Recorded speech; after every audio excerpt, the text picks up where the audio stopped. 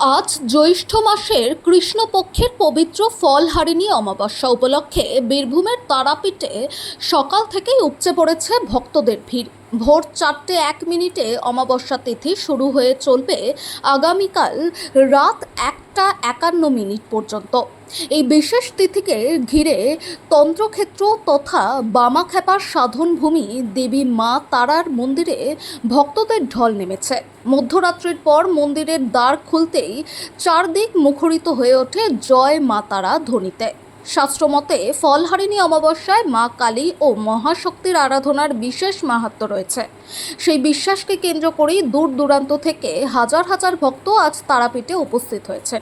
এই পবিত্র তিথির সঙ্গে জড়িয়ে রয়েছে শ্রী শ্রী রামকৃষ্ণ পরমহংসদেব ও মা শারদার এক ঐতিহাসিক স্মৃতি। কথিত আছে এই দিনেই দক্ষিণেশ্বরে রামকৃষ্ণদেব নিজের সহধর্মিণী শারদা দেবীকে জগদম্মা রূপে পুজো করে তার সাধনার সমস্ত সুফল মায়ের চরণে অর্পণ করেছিলেন।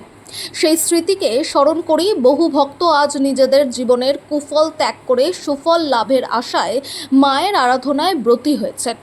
আজ দেবী তারামাকে আম, লিচু, জাম সহ বিভিন্ন ঋতু ফলে বিশেষভাবে সজ্জিত করা হয়েছে। দুপুরে দেবীর উদ্দেশ্যে ভাত, পোলাও, 5 রকম ভাজা, পায়েস, মিষ্টি, শোল মাছ পোড়া এবং বলির মাংস দিয়ে বিশেষ ভোগ নিবেদন করা হবে। ভক্তদের নিরাপদ ও সুষ্ঠু দর্শনের জন্য মন্দির কর্তৃপক্ষের পাশাপাশি পুলিশ প্রশাসনও কড়া নজরদারির ব্যবস্থা করেছে।